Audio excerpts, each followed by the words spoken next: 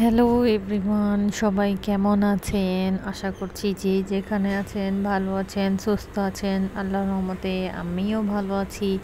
আজ অনেক দিন পর আপনাদের সাথে ভিডিওতে ভয়েস ওভার দিতে আসলাম। আজকে আমি এই রেসিপিটি রান্না করে দেখাবো। সেটি হচ্ছে গরুর মাংসের কোরমা। তো আমি ঘরে থাকা সামান্য উপকরণ দিয়ে রান্নাটি করেছি। রান্না করার জন্য আমি এখানে নিয়ে নিয়েছি 500 গ্রামের মতন গরুর মাংস, দিয়ে দিয়েছি 2 স্পুন আদা রসুন পেস্ট, 4 স্পুনের মতন আমি এখানে ব্যবহার করছি টক দই। মাংসগুলোতে আমি মশলা মেখে আধা ঘন্টার জন্য রেস্টে রেখে দিব। অ্যাড দিয়ে দিচ্ছি 1 স্পুন লবণ এবং 1 স্পুন লাল মরিচের গুঁড়া। একটি বড় শুকনো মরিচ আমি এখানে কেটে ব্যবহার করছি। আপনারা যদি মাংসের তরকারিতে ঝালের পরিমাণটি বেশি পছন্দ করেন তাহলে মরিচের পরিমাণ এখানে বাড়িয়ে দিবেন। ভালো করে মাংসটিকে মেখে এবার আমি এতে অ্যাড করে দেব 1/2 স্পুন কেওড়া জল এবং 1 স্পুন ঘি। কেওড়া জল বাসায় না থাকলে স্কিপ করতে পারেন। এবার আমি মাংসগুলোকে মেরিনেট করে অবশ্যই আধা ঘন্টার জন্য রেখে দিব।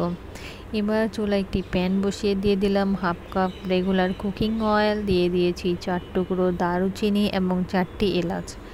তেল একটু গরম হয়ে এলে এতে আমি অ্যাড করে দিচ্ছি 1 কাপের মতন কুচি করে নেওয়া পেঁয়াজ। পেঁয়াজগুলোকে আমি হালকা ব্রাউন কালার করে ভেজে নেব। হালকা ব্রাউন কালার চলে আসলেই পেঁয়াজে এবার আমি এতে অ্যাড করে দিচ্ছি মেরিনেট করে রাখা মাংসগুলো। মেরিনেট করা মাংসগুলোকে দিয়ে আমি পানি ব্যবহার করব না।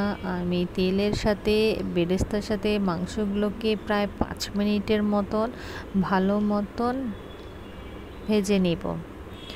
ভালো মতন ভেজে নেওয়ার পর প্রায় 5 মিনিট পর আমি এখানে অ্যাড করে দিব ফুটন্ত গরম পানি। মাংস রান্নার সময় অবশ্যই গরম পানিটি ব্যবহার করার চেষ্টা করবেন, এতে মাংসের স্বাদ বেড়ে যায় এবং খুব সহজে এবং তাড়াতাড়ি মাংসগুলো সেদ্ধ হয়ে যায়। এবার আমি এখানে দিয়ে দিচ্ছি গরম করে নেওয়া গরম পানি। গরম পানি দিয়ে নেড়ে চেড়ে আমি ঢেকে রাখবো। ভালো মতন নেড়ে চেড়ে এবার আমি এটি ঢেকে রাখছি যতক্ষণ না মাংসগুলো সিদ্ধ হয়ে যাচ্ছে। মাঝে মাঝে আমি নেড়ে খুলে নেড়ে দিয়েছি যেন মাংসগুলো তলা না লেগে যায়। আমার ভিডিওগুলো ভালো লাগলে অবশ্যই লাইক কমেন্ট করে আমার পাশেই থাকবেন।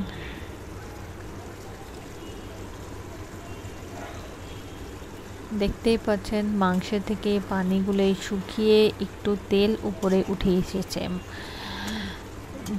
যখন মাংসের পানিগুলো শুকিয়ে যাবে এবং মাংসগুলো সেদ্ধ হয়ে যাবে সেই পর্যায়ে আমি এখানে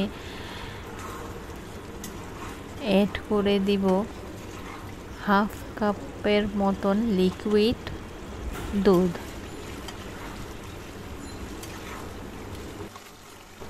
মাংসগুলোকে নেড়ে চেড়ে এবার আমি এখানে অ্যাড করে দিচ্ছি 1/2 কাপ লিকুইড মিল্ক। দুধ দিয়ে আমি ততক্ষণ রান্না করব যতক্ষণ মাংসের দুধ এবং পানির পরিমাণটি শুকিয়ে না আসে।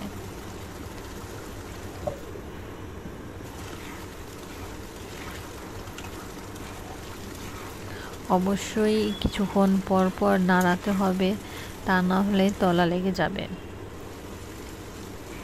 দেখতেই পাচ্ছেন আমার দুধ এবং পানির পরিমাণ শুকিয়ে এসেছে। এবার আমি এখানে দিয়ে দিচ্ছি 3-4টি কাঁচামরিচ। কাঁচামরিচ দিয়ে ঢেকে রেখে দিতে হবে মাংসের তেল ওঠা পর্যন্ত। দেখতেই পাচ্ছেন আমার তরকারিতে তেল উপরে উঠেছে এবং পানির পরিমাণও শুকিয়ে গিয়েছে। রেসিপিটি কেমন লেগেছে অবশ্যই আমাকে কমেন্ট করে জানাবেন। বাসায় অবশ্যই আপনারা ট্রাই করবেন। রেসিপিটি খুবই মজা হয়েছিল এবং ঘরে থাকা সামান্য কিছু মশলা দিয়ে আপনারা খুব সহজেই এই গরুর মাংসের কোরমাটি রান্না করে নিতে পারবেন। আজ এই পর্যন্তই, আশা করছি নতুন ভিডিও নিয়ে আবার আসব।